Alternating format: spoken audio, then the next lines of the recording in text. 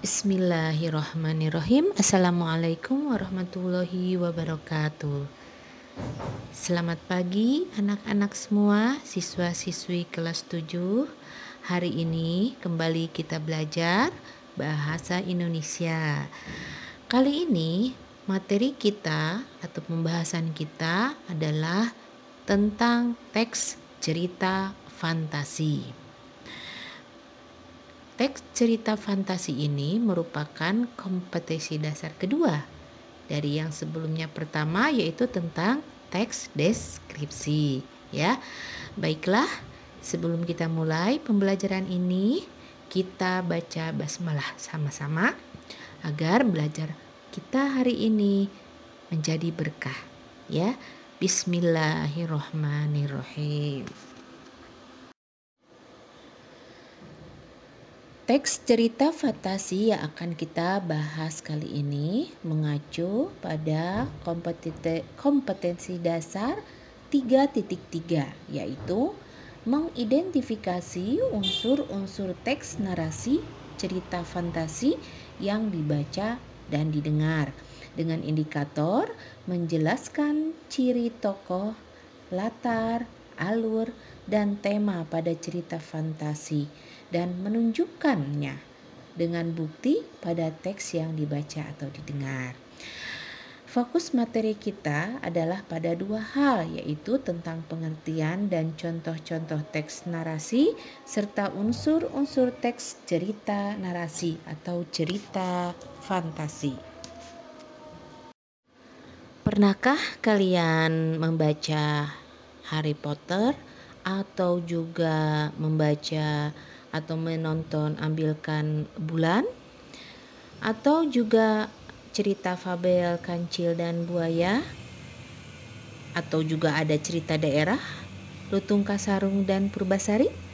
Nah, itu semua adalah teks cerita fantasi atau yang bergenre fantasi, ya.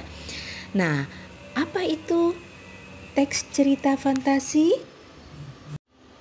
Teks cerita fantasi adalah cerita fiksi yang bergenre fantasi atau dunia imajinatif yang diciptakan penulis.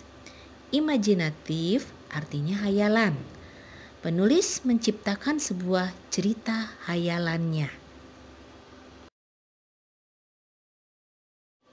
Selanjutnya, ciri-ciri teks cerita fantasi itu ada 6. Yang pertama yaitu ada keajaiban atau keanehan, kemisteriusan, ya. Jadi cerita yang mengungkapkannya itu misterius atau tidak nyata atau ajaib. Dan tokoh serta latar yang diciptakan penulis pun itu sebenarnya tidak ada, atau bisa jadi modifikasi dari dunia nyata yang hingga seperti ada, ya. Nah, itu ciri yang pertama. Selanjutnya ciri yang kedua adalah ide cerita terbuka. Artinya penulis bebas berhayal, tidak dibatasi oleh realitas dan kehidupan nyata. Ide juga bisa berupa irisan dunia nyata dan dunia hayal yang diciptakan oleh penulis. Selanjutnya, ciri yang ketiga adalah latar bisa menembus ruang dan waktu. Latar di sini adalah peristiwa yang dialami tokoh itu bisa terjadi pada dua latar, yaitu bisa latar yang masih ada dalam kehidupan sehari-hari atau latar yang tidak ada pada kehidupan sehari-hari. Nah, ini semua berbentuk dalam alur ceritanya yang memiliki kekhasan. Ringkasan peristiwa cerita fantasi ini menggunakan berbagai latar yang menerobos dimensi ruang dan waktu, ya. Nah, selanjutnya ciri yang keempat adalah adanya tokoh yang unik. Tokoh di sini dalam cerita fantasi memiliki keunikan, kekhasan. Contoh misalkan memiliki kesaktian, memiliki kelebihan. Tokoh di sini memiliki watak yang unik, ya, tidak ada dalam kehidupan sehari-hari.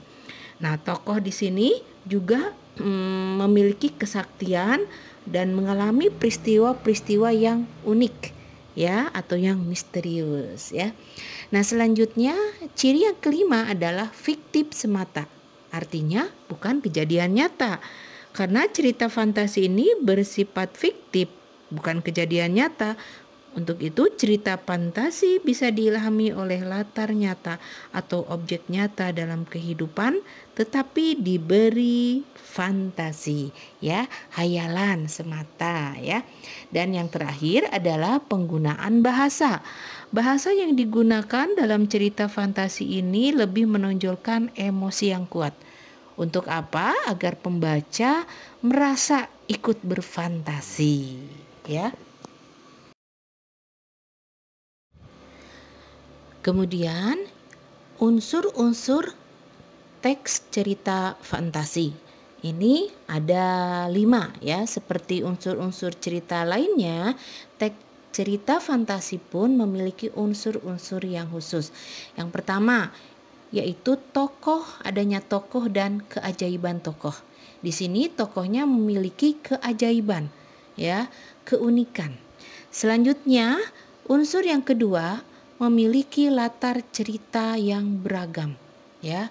Entah itu latarnya bisa di sebuah hari ini di tempat yang sekarang, lalu menembus ke tempat masa lalu, ya. Nah, ini latar cerita menjadi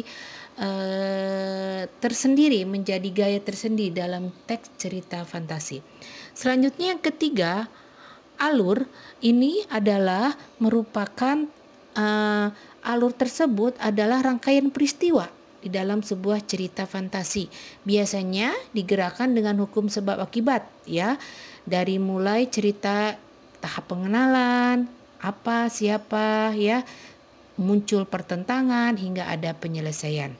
Selanjutnya yang keempat adalah adanya tema.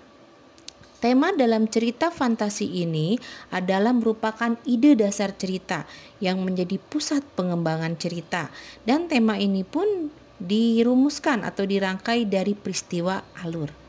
Yang terakhir adalah amanat. Tentu setiap cerita akan memiliki pesan, dan pesan ini akan mengandung nilai-nilai kehidupan yang dapat disimpulkan dari isi cerita bagi pembacanya.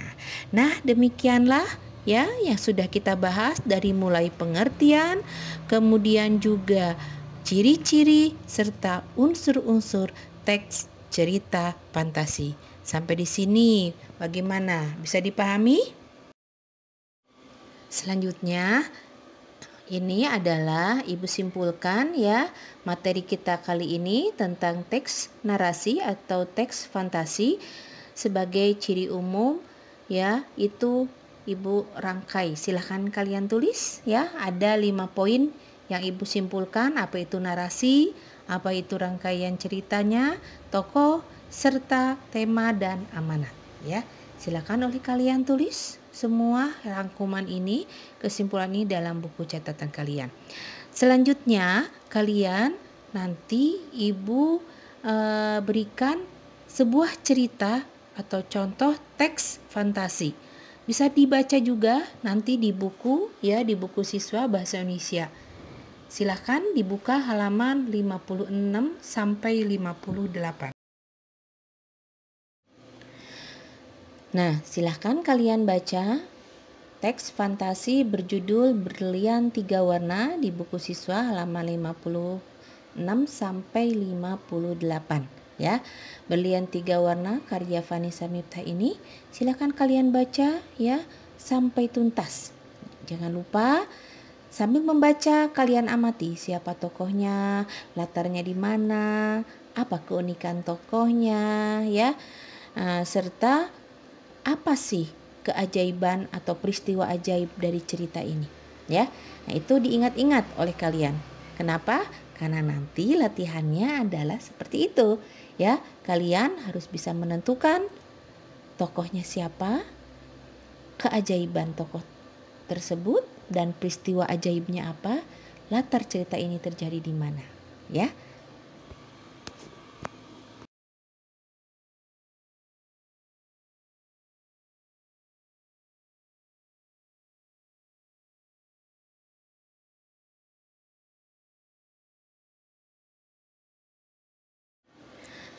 Nah, sampailah kita ke latihan. Coba perhatikan di sini latihan ya. Ada unsur cerita, ada jawaban, ada teks pendukung. Tolong ini tulis di buku latihan kalian. Jawab, siapa tokoh cerita ini? Apa keajaiban tokoh? Dan peristiwa apa yang ajaib atau yang anehnya serta latar cerita terjadi di mana? Jangan lupa ya, tuliskan teks pendukungnya. Teks pendukung artinya teks yang ada dalam cerita Berlian Tiga Warna ini yang menyatakan kalau tokohnya itu misalkan ayah dan ibu ya, contoh. Nah, mana teks pendukung yang menunjukkan bahwa ada teks ayah dan ibu di sana? Nah, ini dituliskan di teks pendukung. Keajaiban tokoh, contoh misalkan tokohnya ayah itu bisa menghilang, ibu bisa berubah ya. Nah, mana teks pendukungnya ya? Di dalam cerita Berlian Tiga Warna. Begitu pula peristiwa aneh dan ajaibnya serta latar ceritanya di mana. Misalkan di sawah ya. Nah, mana teks yang menyebutkan adanya tempat atau latar sawah ya. Nah, itulah silakan kalian tuliskan semuanya di buku latihan kalian. Jika selesai upload ke e-learning ya, KI 3. Tugas yang ke-8 ya, jangan lupa di pengetahuan simpan di e-learning. Ibu kasih waktu sampai hari Jumat. Mudah-mudahan kalian bisa selesai ya sebelum hari Jumat. Nah, demikian pembelajaran kita hari ini ya. Kita akhiri dengan baca hamdalah. Alhamdulillahirabbil alamin. Terima kasih. Assalamualaikum warahmatullahi wabarakatuh. Selamat mengerjakan.